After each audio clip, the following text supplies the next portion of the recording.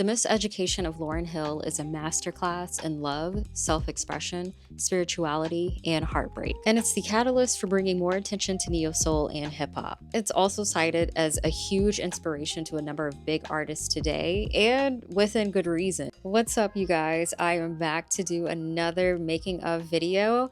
And for some reason, I just felt drawn to do the Miseducation of Lauryn Hill. I love this album. And the album really has been hitting for me at this stage in the game, I have to say. I think that's the thing that happens, you know, when you get older, is like things just start to make more sense. And that's definitely what I feel with this album. So I had to look into the making of it. I also remember watching Sister Act 2 in elementary school, and we did Joyful Joyful, I think is the song title. But we sung one of the songs from the movie in elementary school during music class, and just sitting there watching the movie was really nice as a kid. Because first of all, we got to watch a movie in music class that was still music related, so I was happy. But back then I had, of course, no idea how iconic Lauryn Hill was. But that being my first introduction to her in elementary school was really cool. So The Miseducation of Lauryn Hill is the debut solo album by Lauryn Hill, and it was released in August of 1998 under Rough House Records and Columbia Records, and it was recorded from September 1997 to June 1998 in New York, New Jersey, and also they moved production to Kingston, Jamaica. And it's also important to note that the album was recorded once the Fugees were in a hiatus, and she really wanted to differentiate herself from the Fugees and the typical music trends that were going on during the time, preferring and utilizing live instrumentation, and stating that she wanted to create something that was uniquely and very clearly a Lauryn Hill album. In Jamaica, Hill worked with a group of musicians called the New Ark, which included programmer Vada Nobles, songwriter Rasheem Pugh, pianist T-Jold Newton, and guitarist Jahari Newton, who helped out Hill in writing and producing some of the songs for the album, even though this would lead to a lawsuit later on. Hill spoke about moving locations to record the album, stating, "When I started recording in New York and New Jersey, lots of people were talking to me about going different routes. I could feel people up in my face, and I was picking up on bad vibes.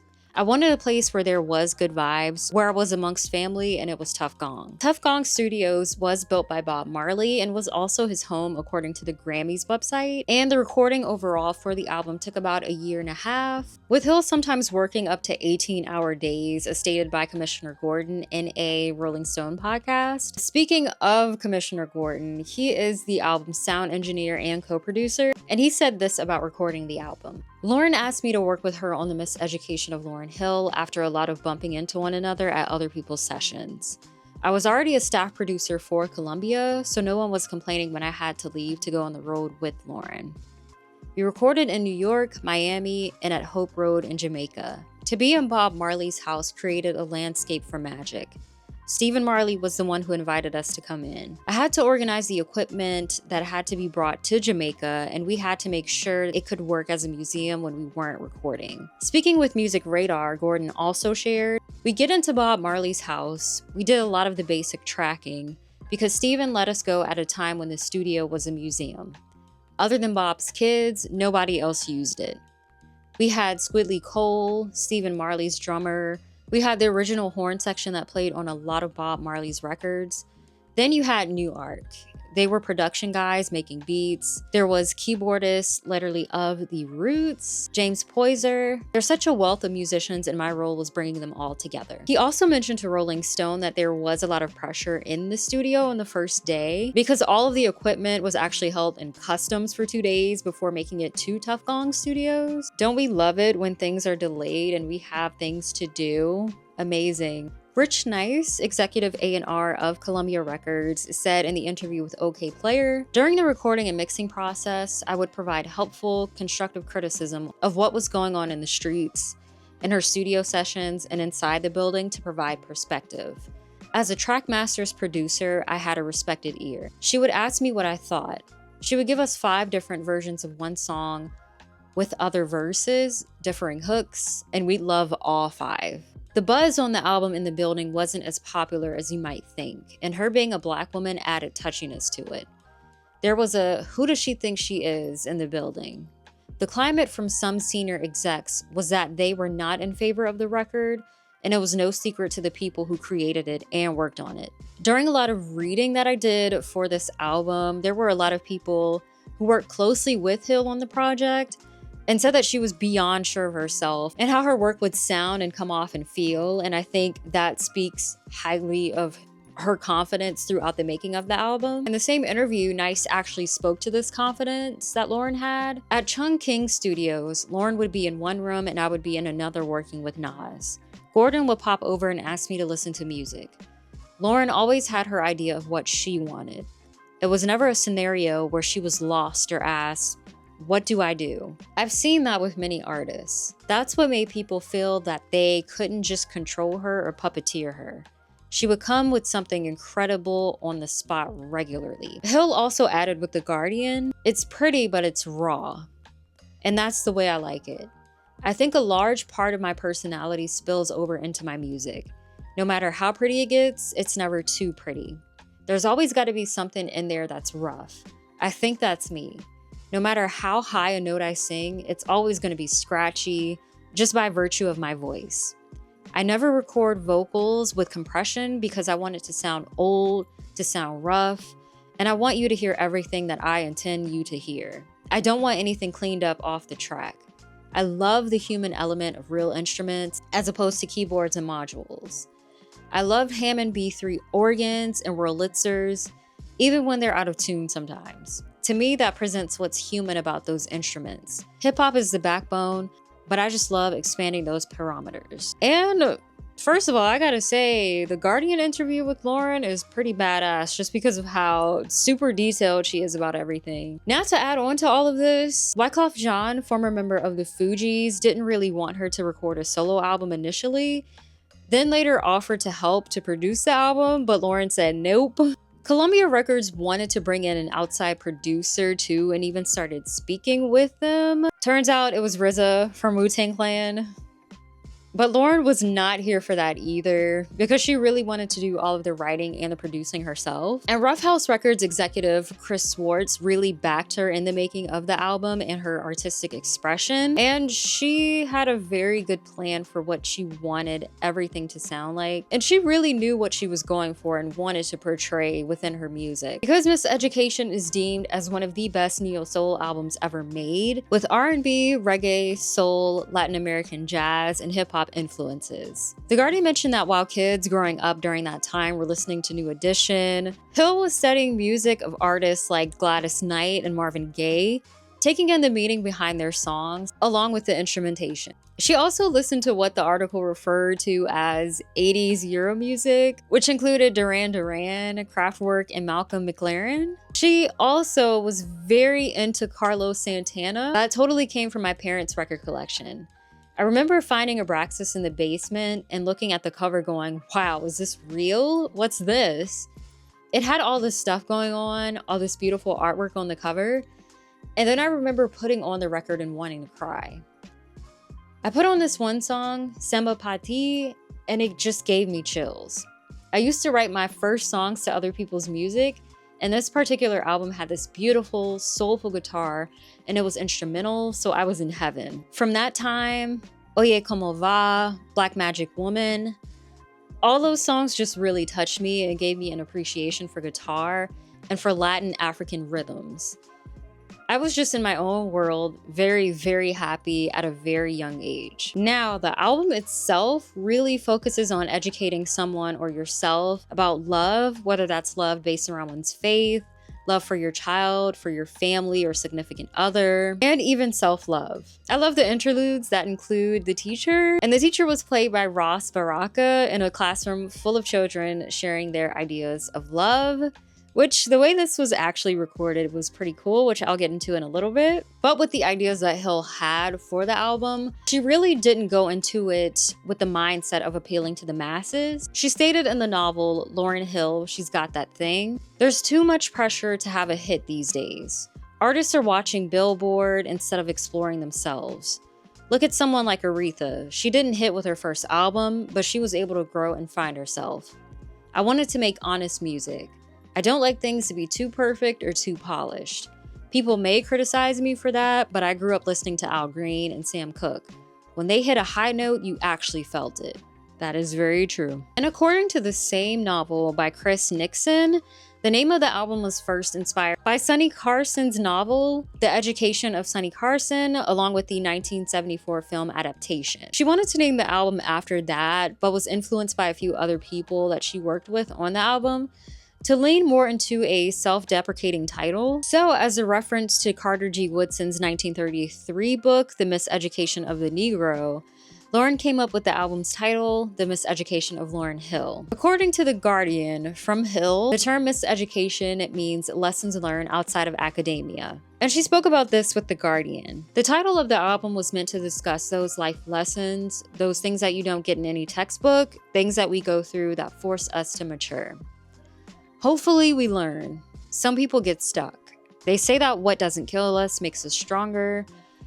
And these are some really powerful lessons that changed the course and direction of my life. Now, when it came to writing, although she did experience some writer's block, she was inspired to create the album after becoming pregnant with her first child with Rohan Marley, son of Bob Marley, and they met while Lauryn was touring with the Fugees. Me, myself, I'm just now getting into songwriting and can overthink a lot, like a ton, and it's very annoying. But I'm definitely taking this quote from Lauryn that came out of the novel Heart of Soul by Leah and Elina Furman. Every time I got hurt, every time I was disappointed, every time I learned, I just wrote a song. Hill actually ended up writing over 30 songs for the album, which were written about her time in the Fugees and her experiences with love. And she also took some inspirations from the Bible. She also said this about her pregnancy in the same novel. When some women are pregnant, their hair and their nails grow, but for me, it was my mind and my ability to create. I had the desire to write in a capacity that I hadn't done in a while. I don't know if it's a hormonal or emotional thing. I was very in touch with my feelings at the time. During this time, she also wrote songs for Aretha Franklin and Whitney Houston, and she also wrote other songs for artists within gospel, R&B, and hip-hop, where she draw influences to record the miseducation of Lauryn Hill. Now, in the book Lauryn Hill, She's Got That Thing, she talked about the first day of recording. The first day in the studio, I ordered every instrument I ever fell in love with. Harps, strings, timpani, organs, clarinets. It was my idea to record it so the human element stayed in. I didn't want it to be too technically perfect. And she also shared this about writing in an article with the Rolling Stone. I wanted to write songs that lyrically moved me and have the integrity of reggae and the knock of hip hop and the instrumentation of classic soul.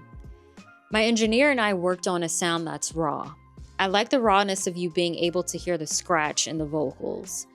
I don't ever want that taken away. I don't like to use compressors and take away my textures because I was raised on music that was recorded before technology advanced to the place where it could be smooth. I want to hear that thickness of sound. You can't get that from a computer because a computer is too perfect. But that human element, that's what makes the hair on the back of my neck stand up. I love that. Erwin Garotza was appointed to manage the art direction, and Hill was very, very much involved with the album. And he said she was more involved than any other artist he had worked with before, so he advocated for her to be given equal credit for the creative direction. He stated this in the OK Player article: "The first part of any creative process is to have a discussion with the artist. I approach it like a music journalist, inquiring with the artist about their inspiration, background, influences, and any other information that can feed the concept direction. Every artist is different. Sometimes they come to the table with a blank slate. My involvement can be more encompassing. Others will have a very specific idea or concept, so I help formulate that with them into something more concrete. Miss Hill falls in that latter group." She also took part of her own styling during the album promotions, along with Deborah Ginyard, cementing herself as a fashion icon. Lauryn's outfits, chef's kiss, amazing, absolutely amazing. For OK Player, Deborah Ginyard spoke about working with Lauryn. "I wanted her to go from looking like she could hang out with one of the guys to being sexier. My aesthetic was more eclectic and whimsical, so that worked for her, and we added sexy to that. We weren't having lots of discussions.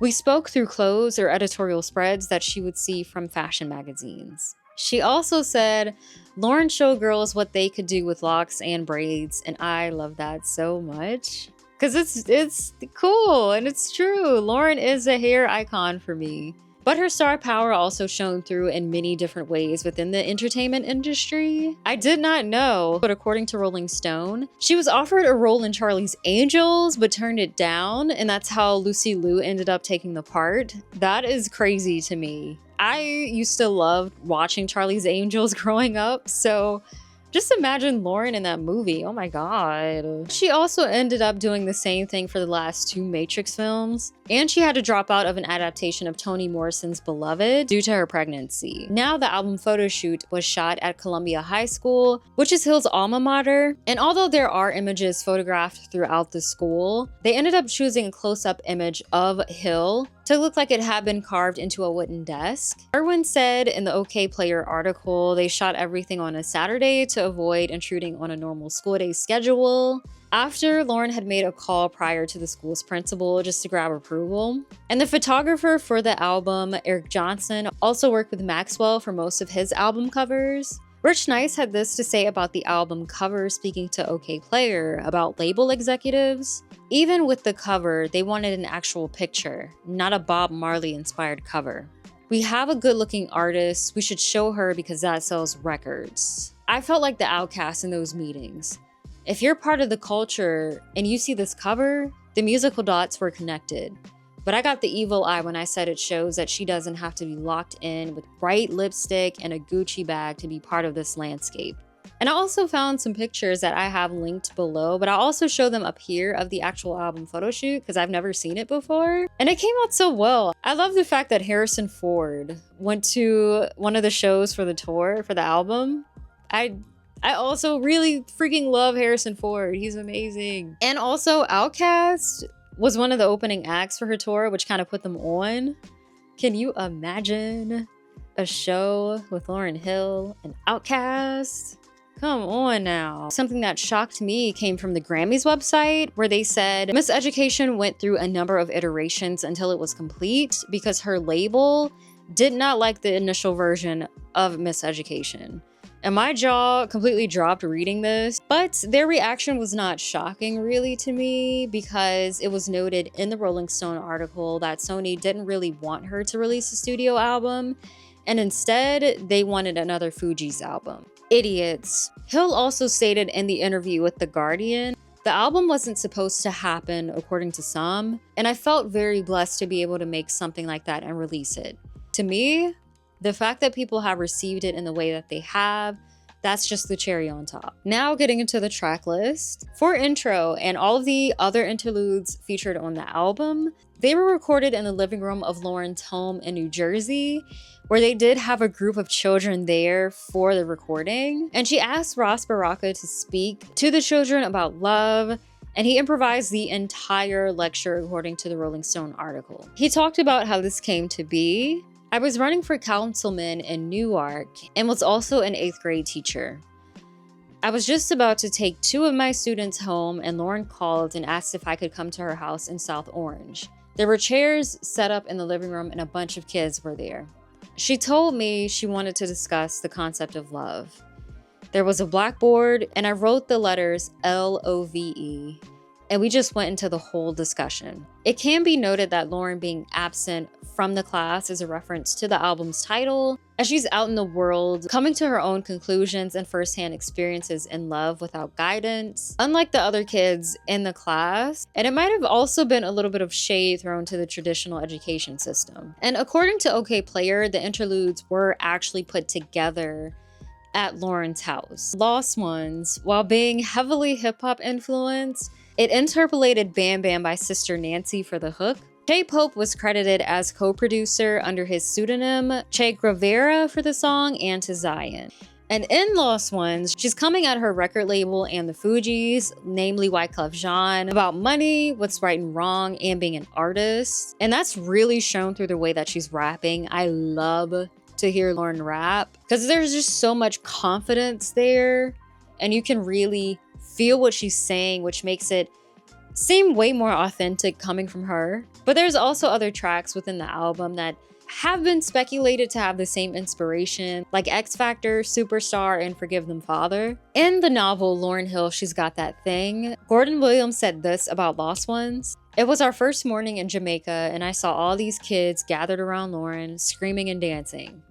Lauryn was in the living room next to the studio with about 15 Marley grandchildren around her, the children of Ziggy, Stefan, and Julian, and she starts singing this rap verse. And all the kids start repeating the last word of each line, chiming in very spontaneously because they were so into the song.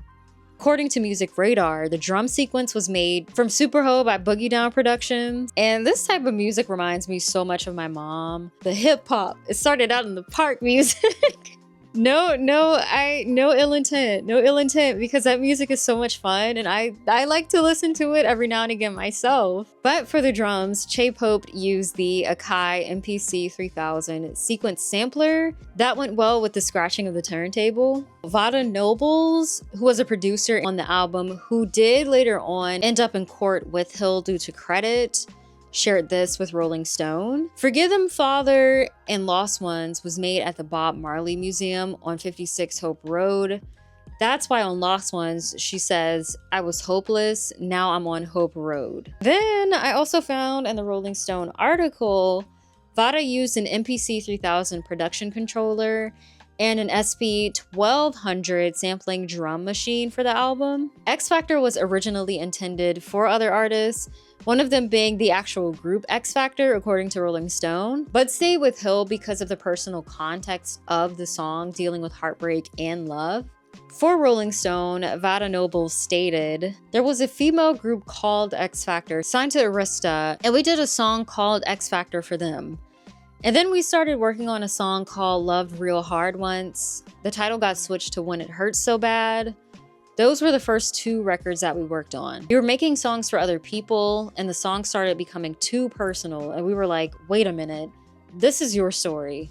We were having a conversation about her relationship in the little studio in her attic in South Orange, and that's how I Used to Love Him came about.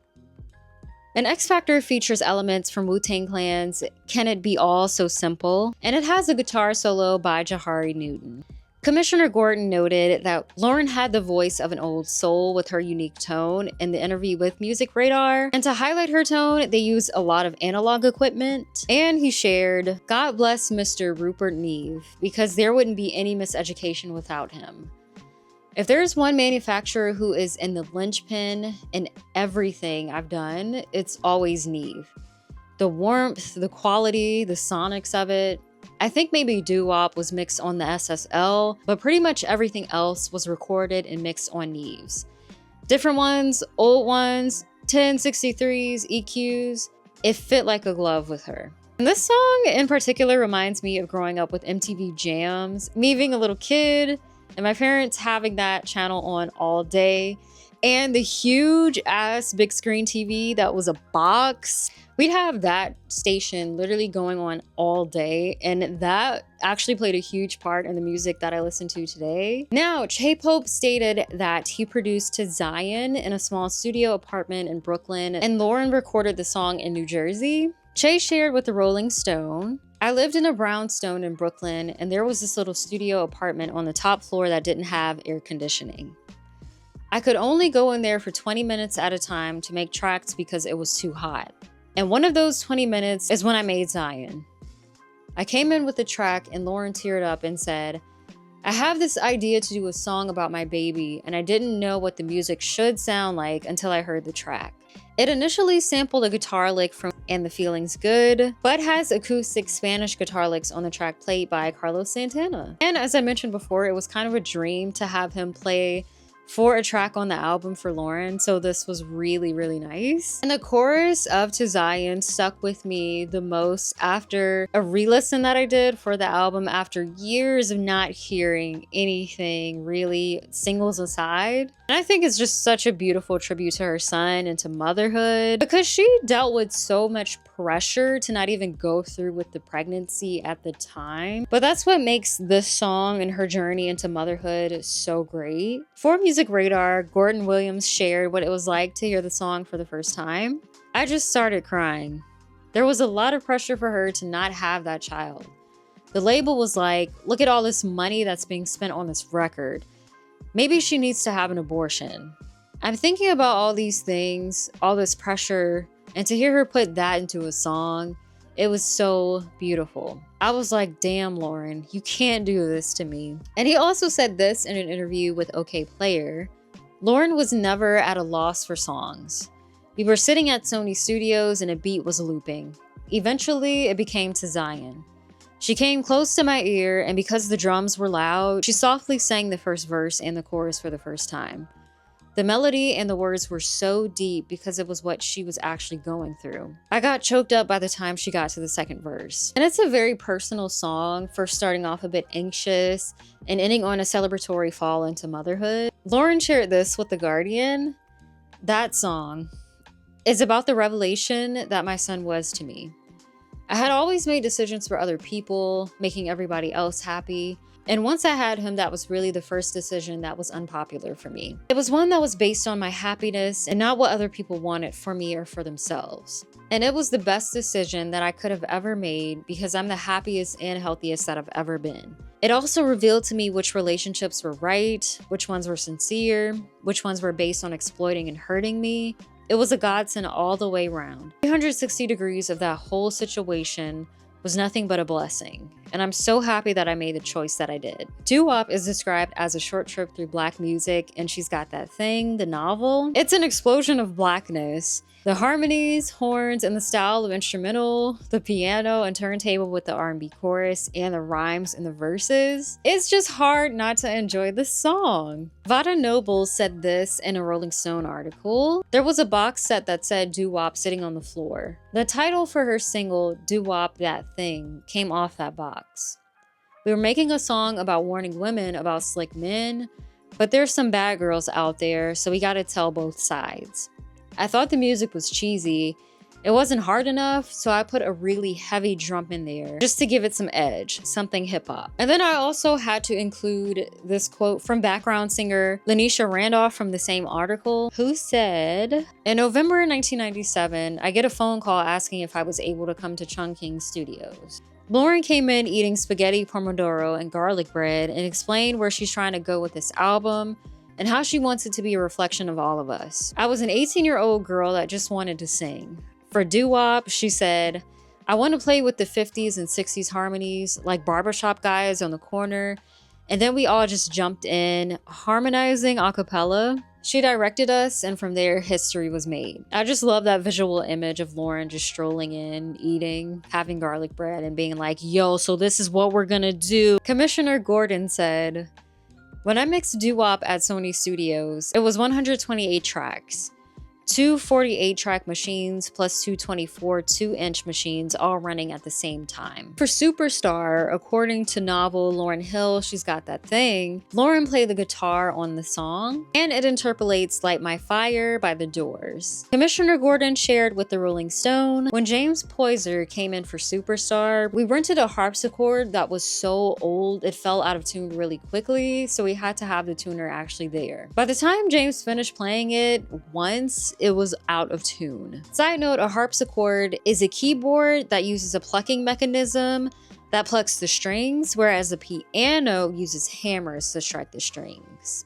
That's kind of a tongue twister, oh my gosh. Final Hour was partially recorded in London, and it's Hill giving her take on the mindset of you can't take everything that you have with you when you pass. There's also that drive to just be a good person, definitely from a spiritual standpoint, when superficiality can get in the way, especially in a system that plays a huge part in being oppressive. And not to mention, she's been talking about Palestine for a while, so shout out to her for that. As mentioned before, When It Hurt So Bad was originally titled Loved Real Hard Once, and this one had the same thing going on as X Factor, where it was originally written for someone else, but Lauryn decided to keep it for herself just due to the personal nature of the song. And it's about unrequited love that runs super deep, But it also sucks because it hurts. So basically, love no one. I'm just kidding. That's a joke. I'm just kidding. If anything, we need more love in the world. I Used to Love Him featuring Mary J. Blige samples Ice Cream by Raekwon, featuring Capadonna and Method Man from Wu-Tang Clan. And according to the Grammys website, the title of this song is a callback to Common's I Used to Love Her. Love the lyrics to this one. Love it so much. And the story about growing spiritually within oneself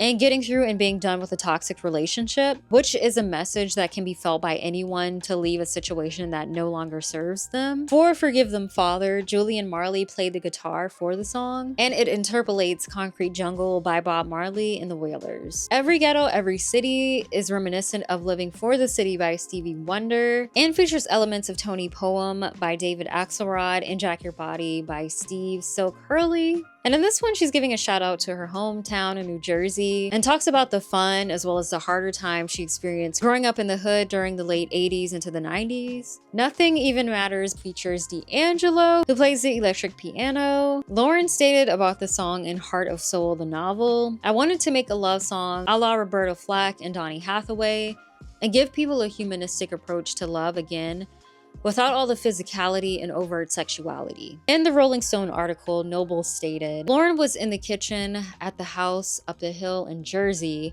where she moved with her parents when we first played Nothing Even Matters for her. I was so excited, but Lauryn didn't get it musically. Sony started putting a lot of pressure on her to hurry and wrap the record up. She started scrambling, going back through the ideas, and then the lyrics came together.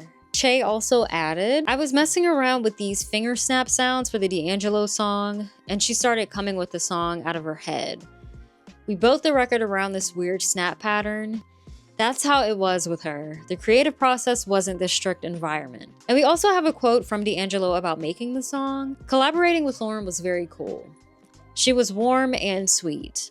Originally, we were going to swap tunes for each other's projects because I was working on Voodoo at the same time, and my keyboardist, James Poyser, was also working with her. I went to her house in New Jersey. She played a lot of songs for me and gave me a rough copy to listen to. When Lauryn and I went into the studio together, I laid down my vocals in the course of an hour." For Everything Is Everything, Noble stated for the Rolling Stone that the title concept for the song came from Donny Hathaway. Something that I didn't know was that John Legend, who was an indie artist back then, played the piano on the song, and he spoke about this with the Rolling Stone. "I was in the spring of my junior year at University of Pennsylvania. A friend invited me to give her a ride to Lauryn's house in Jersey. Lauryn was working on Everything Is Everything. I sang and played a couple songs for her. She asked me to play piano on the track. She guided me a little bit, but it was pretty simple because I was playing along with the string part that was already there. I became known around campus as the dude who played on Everything Is Everything. It was my little claim to fame at Penn for my whole senior year." And the article said that he had mad bragging rights when he came back to school, which I'd be bragging too. I also really love the lyrics to the song a lot. I think it's probably my favorite lyrically on the album, just because it's a good let it go, everything will work itself out type of song. In the words of Glorilla, "At the end of the day gotta end." And I also really like the lyrics to The Miseducation of Lauryn Hill, the song, because it's another spiritual based song where the lyrics are very much you have what you need within you, and I really just that entire concept just gets me. And according to Genius, I found this special message from Lauryn. "Hi, this is Lauryn Hill, and I wanted to tell you guys a little bit about a song that means a great deal to me. The song is called The Miseducation of Lauryn Hill, and it has a lot to do with how I figured out some things in my life. It doesn't necessarily mean miseducation, like I didn't do well in school, as I did do good in school, but it has a lot to do with finding out about your own aspirations and your own dreams, and not those dreams and those aspirations that some might have for you. It's a song about movement and growth and inspiration. I want to encourage all of those who are moving from one period to another, especially those graduating from one stage of life into another, whether that be school or any life lesson in general. I encourage you to be strong, to be independent, to be positive, and to know that you can choose your own destiny and your own path. Stay positive, you guys. And God bless you all, and thank you all for the support." Yes, it's very, you got this, and just go after what you want. And I really, really like that. For Can't Take My Eyes Off You, it's a very cool, what would have been modern at the time type of track around the time of the album's release. And it was a take on 1960s soul with the beatboxing that was featured in the song to modernize it for the time. Commissioner Gordon said this about the song: "Can't Take My Eyes Off of You was never meant to be a commercial single. It was originally recorded for the soundtrack for the movie Conspiracy Theory and ended up on the radio, became popular, and that's how it became a bonus track. She called me and said she was behind and had to get it done. She didn't know how the arrangement of the song went, so we went and got a copy from Coconuts or Sam Goody. I had a little one-room 16-track studio in my apartment in Jersey. Lauryn was 8 months pregnant, laying on her back on the floor, half asleep, holding a handheld mic. She did all those vocals off the top of her head pretty much in one take, with the beatbox and all that. That blew me away. Tell Him was the closer if we include the bonus tracks, including Can't Take My Eyes Off of You. And it was a pretty cool way to end, with a song that speaks of love and all of its power and can be interpreted in many different ways. Mbisa S. Mshaka, who is the writer of the OK Player article and senior advertising copywriter for Sony Music at the time of Miseducation's preparation and release, said this in the article: "It was like Lauryn was singing about everything young women grappled with, feared, questioned, and ultimately came to realize about themselves and the world in one album. The miseducation of Lauryn Hill was precious. Lauryn was that role model for the hip-hop generation that Diana Ross was for the Motown generation." With Music Radar, Commissioner Gordon said this about Miseducation: "Miseducation is like my theme song. It becomes your card. You just hand people your card, and it's like, this is who I am. Maybe that's why there is not another album. When I think about what it is and how it's impacted everybody everywhere, maybe the world couldn't even handle another one." And Lauryn describes the album in a quote from her 1999 interview with The Guardian: "I think the piece as a whole communicates my personality. It's the culmination of my experiences, the sum total of what I had gone through at a certain point in my life. To me, it's like driving in a storm. It's hard to see where you're going. You're just praying to get out of it. But once you get out of it, you can look back and say, oh man, thank God. Give thanks, because that's what I came out of. That's what the album feels like to me." So in an alternate universe, if we did end up getting another Lauryn Hill album, what would that sound like? What do you think? I wonder about the story she'd tell, just like I said at the end of my Frank Ocean video, which if you have not seen that, go watch that too. At this point, I do not think we're going to get another one at any point. Now, we did get a little bit of her mindset in a Rolling Stone article where she's talking about inspiration. And she said this: "I just can't do anything if I'm not inspired. I always sort of wait for the inspiration to come. And if the spirit doesn't drive me to do it, then I won't do it. Because I definitely know that what I'm doing is sort of bigger than me. It's something that I've been assigned." That article was posted in 2008. And then there's also a podcast that Rolling Stone did for their 500 Greatest Albums podcast. And they reached out to her for an interview. She turned it down, but she did respond to some questions via email. And she said some things about the label not really reaching out to see if she needed help for a follow-up. I have that linked in the description, because it's an interesting podcast episode. Plus, when you think about all of the pressure that she was dealing with at the time and being doubted a lot, which was weird. Just all of that together, as well as dealing with like what it means to be a celebrity, I could totally see why she wouldn't want to do another one. Expectations aside, because the whole world just loves the album so much. So there's like a world's worth of pressure built into whatever a second album would have been. But ultimately, it's absolutely fine that we never got a follow-up album from Lauryn Hill, because Miseducation just hits so deep. And it's a very iconic, deserving of love album. And it's such an inspiration to so many people, even today. And I think it will continue to be that for generations to come. So it's okay. It's completely fine if we don't get another one, you know? Lauryn did what she had to do with that one. My name is Rain. Thank you so much for being here. Thank you for sitting through this video. I had so many things, so much research was done for this one in particular, and like so many sources, and I got some really good stuff. So I really had fun researching for this album and putting this video together. Make sure you like this video and subscribe to check out my next video when that one drops. Thank you so much for being here. Leave me a comment, let me know what your favorite song off of Miseducation of Lauryn Hill is. And yeah, make sure you also check out my music blog if you are interested. It's called onthisrotation.com, where I recommend you tracks that I've been into lately and that I've been listening to nonstop. But with that being said, again, thank you so much for being here. You have no idea what that means to me. And I will see you all in the next video. Bye!